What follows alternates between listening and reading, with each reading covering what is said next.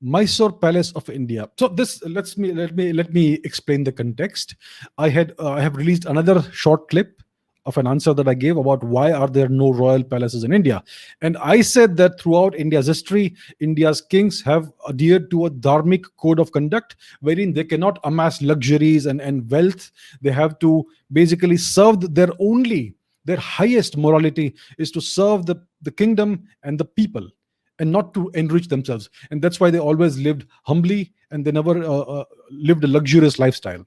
So many people have given me examples of where I am mistaken, where I am proven to be wrong. So this is one gentleman who says that the Mysore Palace of India, where the king is a Hindu, LOL. This is a joke. And what about Rajasthan, which was full of forts? Forts.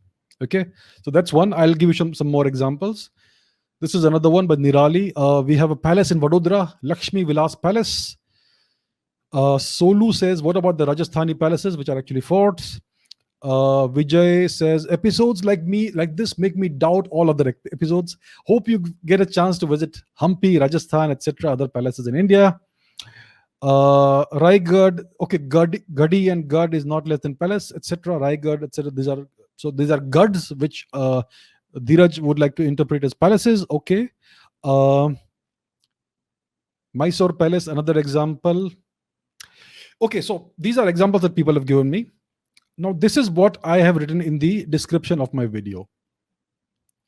Discounting a handful of British occupation era palaces built by puppet kings, there are no royal palaces in India, despite countless kingdoms, dynasties, and empires having flourished over nearly 10,000 years of India's archaeologically attested history. Why is this so? So that was the question. So I have clearly said that there are a few British occupation era palaces built by puppet kings. So the palace in Mysore is one of those British occupation era palaces. The palace in Vadodara or Baroda is again a British occupation era palace. And these Rajasthani, okay, let's talk about Hampi. Hampi, there is no palace in Hampi. It's all monumental architecture. It was one of the most prosperous empires in India. Everything was on a grand scale, but there is no royal palace there. You're mistaken, sir. There's no royal palace there.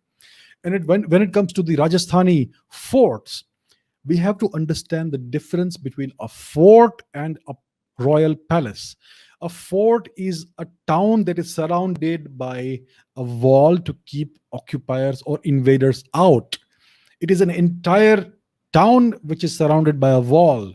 Now, if the entire town is built on a luxurious scale, it means that India was very prosperous in the past. It is not a royal palace.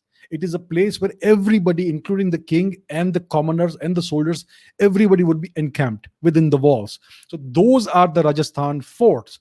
There are a couple of palaces. Yes, those are British occupation era palaces. Please understand the difference between a palace and a fort. And please understand the difference between the British occupation era and the previous 10,000 years of India's history. So my point stands that with very, very few exceptions, there are no royal palaces in India throughout the 10,000-year-old history of India. Indian kings have always adhered to a dharmic code of conduct wherein their only duty is to ensure the prosperity of the kingdom and the people. They have never lived luxurious lifestyles. You can see this through anywhere in the country. There are no royal palaces except for the ones I just spoke about. And the forts, the gads, are not palaces. Those are fortifications wherein in which thousands of people would take shelter. So if they were built on a palatial scale, it only means that India was very prosperous in that era. So I hope that clarifies this matter.